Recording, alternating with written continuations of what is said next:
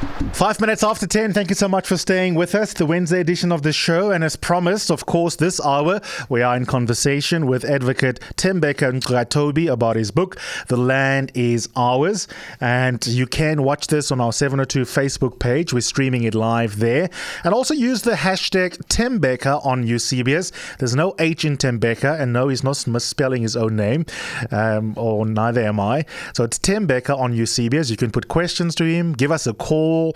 If you're one of the early birds that have already got your hands on this book, it is now available, then maybe you've started reading it. I also know that obviously Tembeka is very popular. Many of you are looking forward to this interview. So maybe you just want to call and ask anything related to the issues that we're talking about. I'm going to keep the lines open throughout. Tembeka, thank you so much for coming in. Thank you. Thank you for the invitation. Dude, congratulations first and foremost. Thank you very much. Advocate, now published author, going places. No, but well done. I don't know how you pulled this off. Tembeka and I have a couple of friends in common. Another advocate, Luandile, was saying to me, he just doesn't know where you got the time from, because this is a serious work of history and it took you many years to write it. Yeah. Where did you even get the time? Yeah, I think you make the time. It's the couple of hours in between. It's the cancelled dinners with friends. It is the coffees you didn't have. And so when you put all of those together, you know, actually the time is available. Absolutely. Yeah. Absolutely. The full title is The Land is Ours, South Africa's First Black Lawyers and the Birth of Constitutionalism. What inspired you to even try and write this important bit of history about black thought and its connections, particularly with constitutionalism? Yeah, I mean, as I say in the acknowledgement section of the book, since I was at university many years ago at UNITRA, I always wondered, actually, why is it that there are no black voices in law? And why is it that there are no black voices in legal history? And it was always an odd thing for me, because I couldn't understand how is it that our entire legal system, which was initially an instrument of control of black lives, was at the same time not influenced by the very same people that it sought to control. So if you look at legal stories, particularly in the law reports from the 1910s, 1920s, 1930s, there are virtually no black voices. So I wondered whether or not there are, in fact, any black stories and black voices in legal history. And constitutionalism is an important topic in that respect, because our story of constitutionalism starts only, the popular story starts only in the 90s. Everybody talks of the Constitution as if it was born in 1994. So I wanted to know whether there is any backstory. But what I didn't anticipate was that actually there is such a long history dating back all the way to 1910, when black lawyers actually began thinking about concepts of equality and concepts of justice. And I'm very excited for us to introduce some of the characters in the book to the public in a moment. In a sense, Tembeka's book flips between two modalities. The one is an analytic take on constitutionalism in contemporary South Africa, but then also, of course, there are important biographies of leading legal thinkers going back to the end of the 19th century, the beginning of the 20th century. But I want to read just a little bit from the introduction. I think the introduction perfectly summarizes what I think is really the central premise of Tembeka's book. So this is in his writing. I'll just read a little bit of this. He talks about South Africa's constitution being a monument in the world, and reflecting on it, he writes the following. The magnitude of its vision and ambition is unprecedented. Coming after centuries of settler violence, economic exploitation, and apartheid racism, retribution is not its animating theme. South Africa belongs to all, it proclaims. The state must facilitate economic justice, the Constitution mandates. The judiciary must protect the Bill of Rights, enforce its promises, and monitor the conduct of government. Yet, despite the admiration of the world, many of the promises contained in the Constitution remain a hollow hope. And he goes on and he then asks, they ask whether the very idea of a Bill of Rights which protects individual liberties, critics that would be, is not animated by a fundamentally Eurocentric mindset, one that is unsuited to the African landscape. And in this book, obviously, he tries to answer this question, and he does, quote, attempt to show that the idea of a Bill of Rights had its origins in South Africa. Not only did the ideas germinate from South African soil, they emanated from a group of black intellectuals and legal practitioners at the beginning of the 20th century. Now, many of you are massive fans of the People's Advocate. The following sentence will surprise you. The idea of the Bill of Rights was a negation of colonial violence. I love that. I love that. And you know how many of our friends have socialist and communist tendencies. People assume you're an EFF voter, for example. And here, a central plank of a book that you've written, despite the title, which we'll come back to a little bit later, is actually to, I think, dispel this myth that the Constitution and the Bill of Rights in particular is a Eurocentric phenomenon, and that black people have nothing to be said in terms of their relationship with it. Yes, I mean, the premise is flawed, historically flawed, and it's also flawed in terms of the current constitution. It's quite clear now, after this research that I've conducted, that the very idea that South Africa will be shaped according to a set of constitutional norms. At the time, they didn't call it the Constitution. They called it human rights, they called it equality, they called it justice. But those very ideas were themselves reactions and responses to settler violence. So the conception from the onset was always that in order for South Africa to move forward, to make progress, even the very idea of land had to be redistributed according to constitutional norms. So these ideas, I'm not sure about what the EFF's position is on constitutionalism, but I don't think they negate constitutionalism entirely. But there might be views, that say we disagree with constitutionalism as a concept. But the point of the book is to show that constitutionalism it originated in South Africa, and it originated from black legal thinkers. And so, in a sense, when we defend constitutional values, we're defending our own history. We do, and I think a lot of people will find it very surprising because hermeneutically, you can see how many people who are not as familiar with constitutional interpretation and textual analysis as you are, Tembeka, tend to think that this constitution is obviously anti-poor, pro-hegemony, and you are suggesting that not only is that not correct on an interpretation of the text, but after the years of research you've done, going to the archives, traveling abroad, coming back, interviewing people, it is very clear that is a view that is both analytically false, but also seems, and this is, I think, the major contribution of your book, that it's also deeply ahistorical. Yes, it is. It's quite clearly ahistorical. I mean, what had happened over years of time, the constitutional thought in South Africa didn't start in 1990, it starts in 1910. But what had happened over years is that there was a group of African thinkers, African intellectuals. By 1890 to 1900, the land question had pretty much been settled in South Africa. Xhosa land had been taken over by Europeans. The same with Zulu land had been taken over by Europeans, and Transvaal had been taken over. So it was clear that the military options were no longer available to Africans.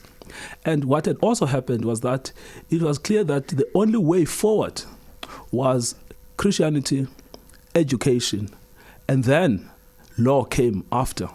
But law, in a sense, is a paradoxical thing because it was always a justification of hegemony, of white settler hegemony.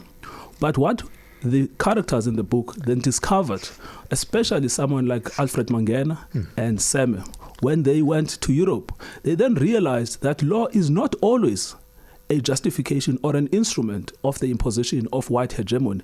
It could also have a liberating potential. So they began assimilating the language of Europe in a sense and applying it to the conditions of Africa, and actually thinking that if the English believe in equality in England, why should the same standard not apply to Africans in South Africa? Absolutely. So those were the origins at the time that they thought. If you look at the most remarkable speech that is given by Seme in Oxford University, it is already beginning to sow the seeds of this idea that actually equality is not only for the whites, equality also should apply for black people. That actually never changed. So when they formed the ANC in 1912, their animating idea was equality for all. In fact, there's a very important quote that Seme appropriates from Cecil John Rhodes, because Cecil John Rhodes' idea was equality for all civilized men south of the Zambezi. So Seme then asked the question, if we are in fact civilized men south of the Zambezi, because civilization entailed three things: Christianity, education, and property. If we qualify as civilized men south of the Zambezi, why then should we be denied equality? Absolutely, absolutely. We're going to give you tastes from different parts of the book. Obviously, you're going to go and get your grubby hands on a copy this afternoon. Buy one as well for your BFF. And so we're not going to give it all away. I want to park that stunning thought that he has just started, because I want to dip into some of the history, because the history in this book is really, I think, it's incredible achievement, quite apart from drawing the connections between history and contemporary South Africa.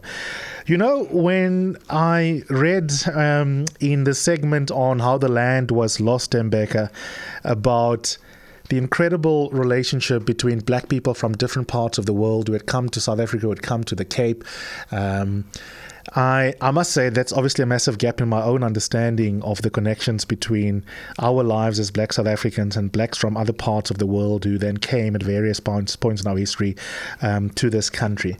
And I thought of the documentary Revolution in 4-Part Harmony, which is about South African artists and their role in the struggle against apartheid.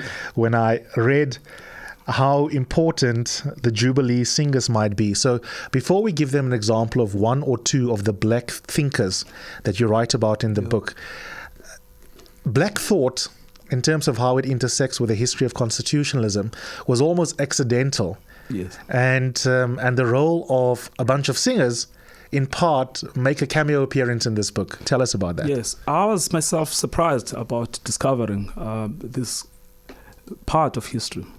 So what had happened in the late 1890s, a group of singers, they were called the Fisk Jubilee Singers. They came from a university in America. So what had happened at the end of slavery in America, that's the backstory. At the end of slavery in America, a group of African Americans started universities. One of the universities was Fisk University.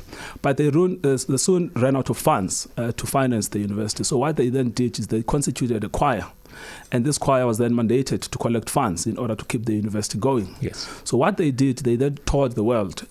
Their tour included England, South Africa, and Australia. They came to South Africa with the idea of singing here, running concerts for about a year. But eventually they stayed for 5 years, between 1891 and 1896. And they settled primarily in the Cape. And they ran concerts in the Cape, Kimberley, and Durban, as well as Transvaal. Now, when they were in the Cape, there were a number of African leading intellectuals, Jabavu, Semos, who attended these concerts, and they formed relationships. So the black South Africans who went to these concerts were actually quite surprised at the very idea of university students and university graduates who looked like them, and yet they couldn't speak their languages and they didn't come from Africa. And they began asking them how it came about that they were running the show, essentially running the entire university. This was unheard of, because the only schools and educational institutions that were known in South Africa at the time were run by whites, essentially missionaries. And that touch point was very important in terms of a exhibition of black people who can be educated and who can also be the authors of their own destiny. Precisely what we see at the end of their tour, when they were about to leave, John Tengo Jabavu, who was the editor of an important Xhosa newspaper, Imvo Zamansundu, he then wrote this incredible article where he says that we have now watched and seen the people of our own kind singing, but also we've also learned that they can be, he calls it, magistrates, lawyers, and judges. Absolutely, absolutely. And of course, one of the songs they were singing would have sounded like this, Tembeka. Feel free to sing along. And I'll leave you to that. Let me just see. What is this one? Let's see how quickly you can identify it. I can't hear. I remember in high school, we were taught this one actually. It was called A Negro Spiritual. Put on your headphones, then you will hear it, Tembeka. Oh, all right. Yeah.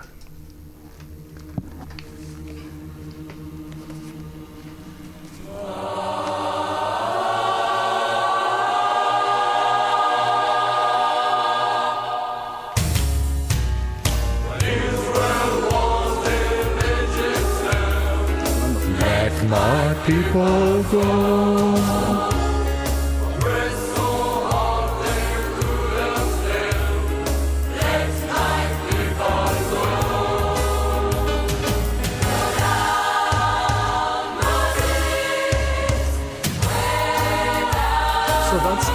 Go down, Moses? That's the one. Yeah, that's Go Down, Moses. Yeah. Which, of course, is the tale of an instruction from God to Moses to go to the Egypt. But I love it. We're going to take a little bit of a break there, but I love this song because what Tembeka does very well is that often when we think about intellectual ideas, we forget about how we, and this is a word he loves using, it's a very loyally term, how we as human beings need to be animated by things other than words, and music is one of it, which is why the story of this tour is not just a little cameo story.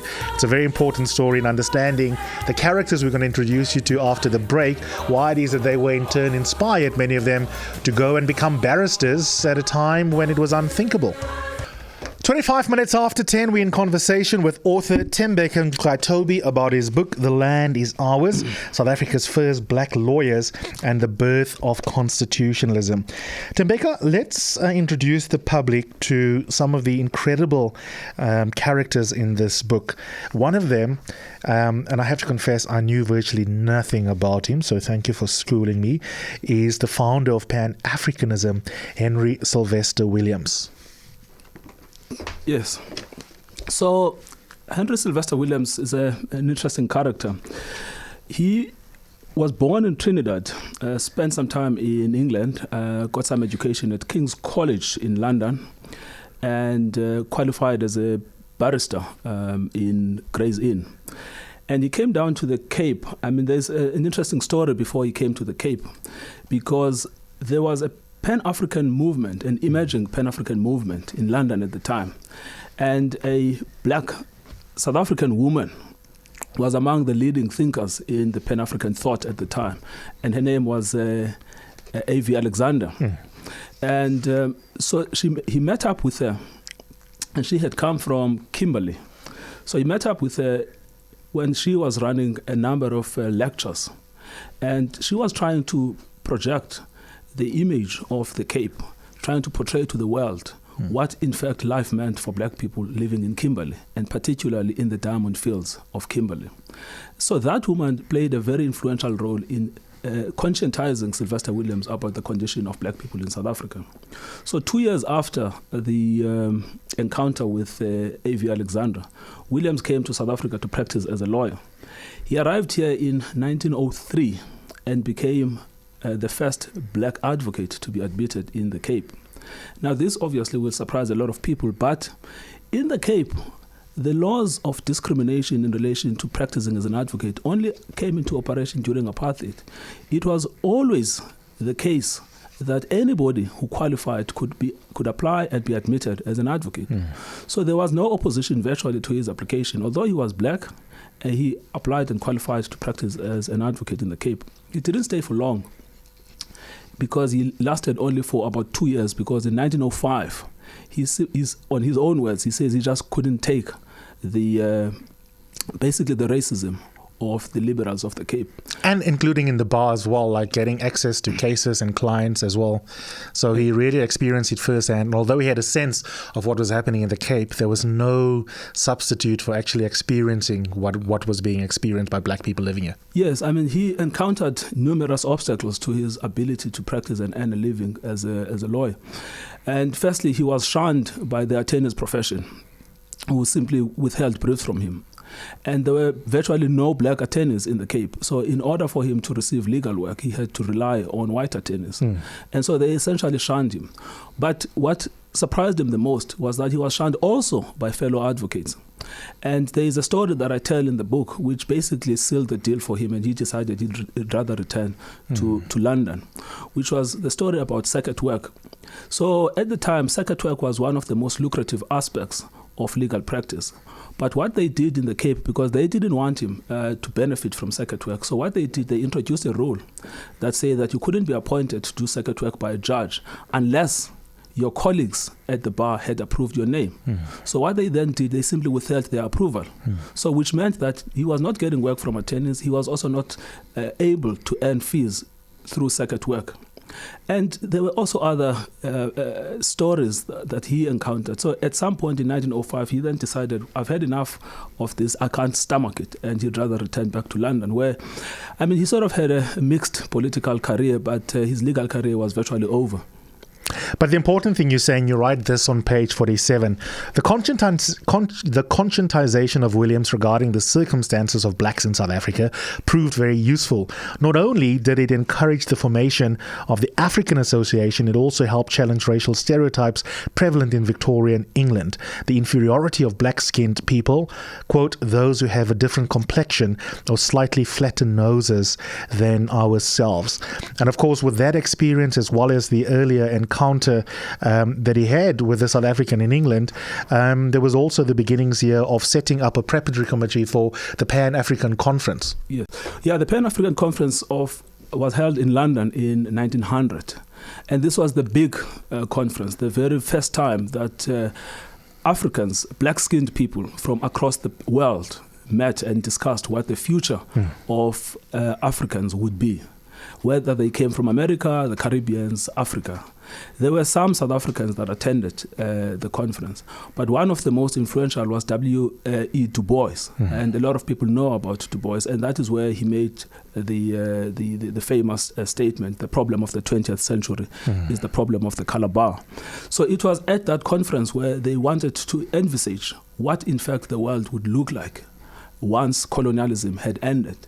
Because remember, the story of the end of colonialism was already envisaged in 1900. I mean, the word Pan-African itself, I mean, at the time, there were these movements, Pan-American movements, Pan-Caribbean movements, etc. So they tapped onto that popular phraseology. So it's not, I mean, I call him, he originated the idea. Yes, he originated the idea of Pan-African, but in the context of other pans, that were, that were popular at the time. Yeah. You know. There's, of course, a kind of weird duality about this relationship between these black people who go to England, they become barristers, they learn the grammar of whiteness and English legal studies, and then use those tools to do their best to try and turn on the oppressors and gain as much as possible. But going to England is not always a cool experience. There's incredible racism.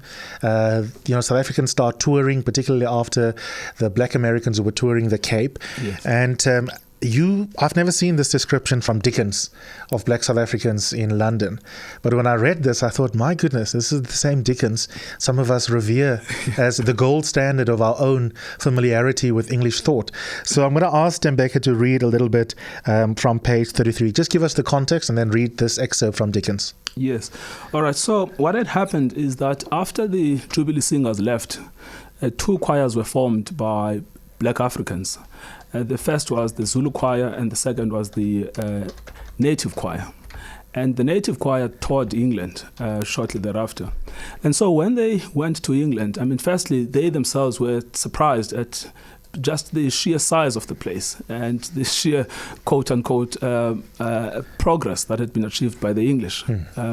But at the same time, they were surprised at the racism of the English towards them. So in Charlotte Manye, who subsequently became Charlotte Maxeke, the first black woman to obtain a university qualification at Wilberforce College.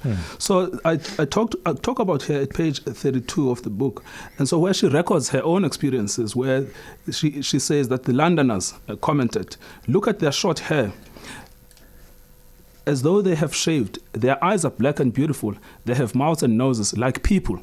So this is what the English were saying to them about the African choir, giving these descriptions. But then I point out that such prejudice, however, was reflective of the time, as Dickens' description of the Sobel savage. Now, the Sobel... Danelle, if you have anything in your hand, put it down. You're going to drop it when you hear what Dickens had to say about our people. So the noble savage was basically a black African. So as Dickens' description of the noble savage demonstrates, there is at present a party of Zulu Kaffirs exhibiting at the St. George's Gallery, Hyde Park Corner, London. These noble savages are represented in a most agreeable manner. They are seen in an elegant theatre, fitted with appropriate scenery of great beauty, and they are described in a very sensible and unpretending lecture, delivered with a modesty which is quite a pattern to all similar exponents. Though extremely ugly, they are much better shaped than such of their predecessors as I have referred to, and they are rather picturesque to the eye. Though far from odoriferous to the nose, what a visitor is left to his own interpretings and imaginings might suppose these noblemen to be about when they give vent to their pantomimic expression, which is quite settled to the natural gift of the noble savage, I cannot possibly conceive, for it is so much too luminous for my personal civilization, that it conveys no idea to my mind beyond a general stamping, ramping, and raving, remarkable as everything in savage life is for its dire uniformity. Yo. But let us, with the interpreter's assistance, of which I, for one, stand so much in need, see what the noble savage does in Zulu Kafferland. My goodness. Yeah. Hey, such a beautiful diss. I know, it is. But a diss nevertheless. Yeah, it is remarkable. Pantomimic expression. Dickens, only we can say that about our faces. You're not allowed to use such language. Pantomimic expression. Yeah, it's actually remarkable because at the time, Dickens would have been counted as among the enlightened fellows in England. But that enlightenment was limited to, people who looked like him, sounded like him, and whose complexion was similar to his. Let's jump around a little bit. Let's talk a little bit about Alfred Mangena. Now, what's interesting about him and also about Seme is that many of us think, and it's sort of like now embedded in our history, like the first lawyers who had a practice were Madiba. And you're there were actually lawyers who came before Madiba. Yes, no, in fact, the story appears in many, many books about Mandela and Tambo having opened the first legal firm in 1957, and it was disrupted by apartheid, etc., etc. The story is actually untrue. The first legal firm was opened by Alfred Mangena, and that was already in 1910 upon his return from England. And the first legal partnership was opened between Mangena and Seme. It was called Mangena and Seme Solicitors in 1912 already. And so those were the first practitioners, and there were subsequent law firms opened thereafter. There was Simang, who opened his own law firm thereafter, and then there was the fellow from the Eastern Cape, Henry Poswayo, opened his law firm. George Munsiwa opened his law firm. So by 1930, there was the sprawling of law firms operating across. But what I try to illustrate in the book is that actually what apartheid did was not only to stop black progress, but it was to reverse it by years. Because once you see from, let's say, 1909, when Mangena returns, and 1910, when he sets up his law firm, and you look at the number of law firms they had opened right up to 1948, and then you look at from 48 up to basically 1994, what actually happened to black law firms is that actually at that point in time, black law firms closed out, and you ask yourself what the reason was for that. And primarily the explanation for it lies in the Group Areas Act. It lies in the idea that black people were simply not allowed. And we're going to come to that. I just want to pause over the first thing that you discovered because, okay, maybe I'm just speaking from my own ignorance here, but I think a lot of people, including lawyers, would not have known that. Yes. This is exactly part of, I think, what motivated you to write up these histories, Tembeka, is that there's a kind of epistemic erasure here that needed to be righted. And because Madiba is all the rage and we love him and it's an important figure in South African life, obviously in history, the myths take on a kind of like truism of their own. Yes. And actually blacks have been doing this thing. Look, I mean, not to be too critical about this Madiba phenomenon, but it is part and parcel of this canonization of Madiba, which has a place on its own. But I think that once we look at history, once we look at history as it actually unfolded, we actually see, even the other examples, there are many examples in Mandela's books. I've basically read all three of them at this point in time. There are many examples in Mandela's books of his activities in court. And those activities have assumed a sort of a legendary status. But what we do not realize is that this was simply a repetition of something that had happened before. And one of the great aspects in examining a life, for instance, like Mangena, what we see is that these ideas of opening up the legal system in order for it to be accessible to large numbers of people are actually old ideas. And it's not only Madiba, by the way, it's also great institutions like the Lawyers for Human Rights and the Legal Resources Center. So the methods that they use in litigation, class actions, those methods, what you actually discover is that these are old methods. The very first person to bring a class action of some sort. And in addition to that, other really important gems in legal history, like two seminal cases involving this chap, that established some critical principles in defamation law and English law. Precisely. There is a backstory to it, which is a very fascinating story. But what ultimately happened is that Mangena sued the Times of London for a defamation story that was run. And because there was someone who accused him of not being a Zulu, but a Fingo. And he took that to be defamatory. And then he took the matter on, and then he actually won the case. But the critical thing about that is that he ran the case on his own. Mangena versus Wright, and then Mangena versus the Times of London.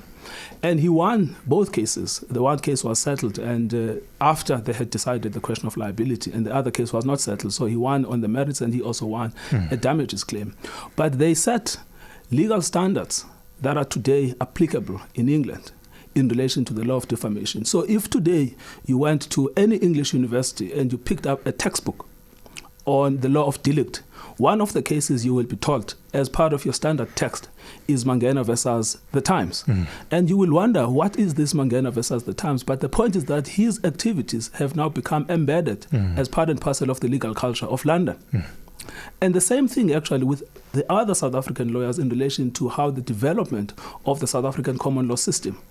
Ntsobi versus Berlin Missionary Society is a case we are taught when we're doing law of property, how to cancel a lease agreement, whether a notice should contain certain requirements or whether a notice can be a vague notice. So that I learned when I was doing law of property in my second year at UNITRA.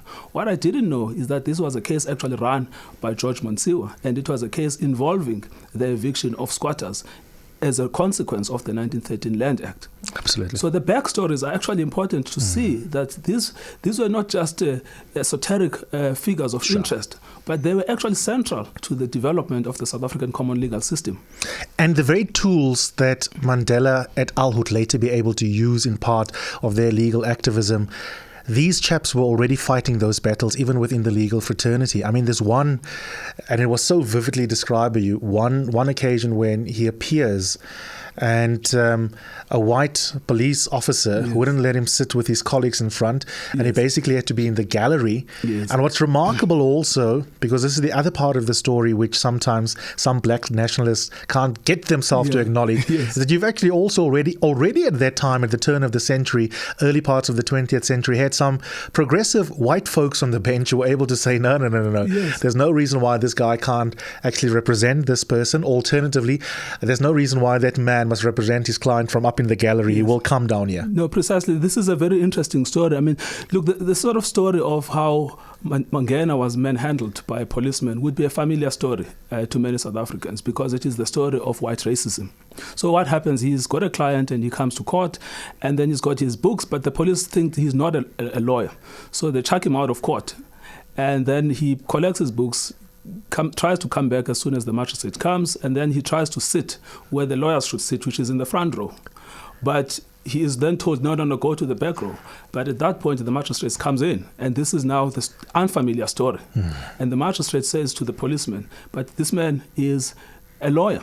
And then he addresses him, not as Alfred or boy or whatever, but he addresses him as Mr. Mangena. And he calls him up and he says, Mr. Mangena, take your seat on the front row. So that illustrates the complexity of the racial dynamics that often we gloss over. Absolutely. Okay, 13 minutes before 11. You do not want to miss the last 10 minutes of conversation, because you must be thinking by now, what does this have to do with the land, and how do we pull together these biographical threads to make sense of contemporary South African constitutionalism? Some of your tweets coming through. Karen says, listening to Tembeka on Eusebius now. His book is a must to be included in South African educational institutions. Absolutely. Every library must stock one of these, Karen. I totally agree with you. What is this one saying? Hi, man. Don't give him a big head. Advocate Tembeka makes being intelligent sexy. Lawyer Bay vibes. And then on the SMS line, Tembeka is inspirational. And here's a nice one. I started interacting with Tembeka some 10 years ago when he handled my criminal defamation case, and I knew back then that he was going places because of his beautiful brain. I look forward to the day when he'll be taking over from Mogoeng. No pressure, eh?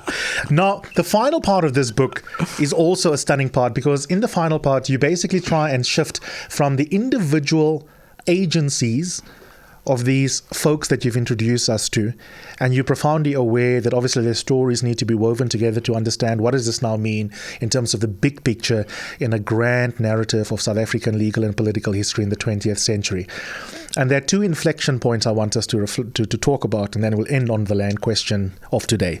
The first inflection point is that the very birth of the Union of South Africa, you say, was in fact also a part of our history, which is often told as if black people are not an important backdrop to that, but in fact, in part, the aim here was to resolve the native question. Yes, no, that is true. I mean, if I went through the parliamentary papers in England, in the House of Lords and the House of Commons, what's quite clear is that the very debate about the establishment of the Union of South Africa was premised on how the British government wanted the native question to be resolved. Because for a long time, actually since the days of Sir George Grey, the English had been concerned about how to resolve the native question, because this was unlike Australia, unlike Canada, or unlike New Zealand. This was one of those special colonies, if one may put it that way, because they had a very small settlement of British settlers in South Africa, and then in a large country of black people. And so the native question had to be resolved one way or the other. So what they then hoped to do was to establish the union, in part in order to resolve the native question, because once the union was established, a part of the country would either belong to natives, and then another part of the country would then belong to Europeans, or alternatively, there will be a mixture of the two. So what those parliamentary papers illustrate is that the very mandate to the South African Convention of 1909 was go and try and resolve the native question. But we know that instead of resolving the native question, it was ultimately postponed, because what then happened is that they established a white man's country, and they in fact tried to undermine the very few rights that the natives had, including the native franchise, and by essentially cutting out from the remainder of South Africa the black people. Absolutely. And then when we fast forward, the other inflection point that you then talk about is that realizing that indeed we're not going to be able to make progress in terms of black justice without the benevolence, it would seem, of the British, at least in the story of our fight against colonialism, that there was a document here, and I think this is really, really fascinating, that becomes particularly important as a pamphlet that sort of records what it is that we are demanding. And that is, of course, the Africans Claims document that was conceived, debated and produced, Tembeka. Talk us through that, because what was interesting about that, and also the Pan-African Congress, Pan-African meeting in 1900, is that these were seminal moments where some of these documents that were ideal theory statements of a just society were being produced, and yet again our history, our popular history, is so truncated that we think the first time a document like this was written was in 1955 Precisely. In Kliptown. Yes. Well, I mean, there's a story about the Freedom Charter itself, actually, that its origins lie in 1953 and not in 55, and they lie with Z.K. Matthews, and not with the Congress of Democrats. But talking about the 1943 document, this is again a very important piece of work. And it was produced during the presidency of Alfred Xuma, and we know very little about him, but he was really a giant, an intellectual giant of a president, a true giant of a president, a medical doctor by profession. But his background shortly, is that during the Second World War, towards the end of the Second World War, Roosevelt and Churchill had a meeting, and they produced the Atlantic Charter. And the Atlantic Charter then set out basic norms that would govern the world in the event that the Allied forces won the Second World War against the fascists of Germany. One of the most important principles there was self-determination.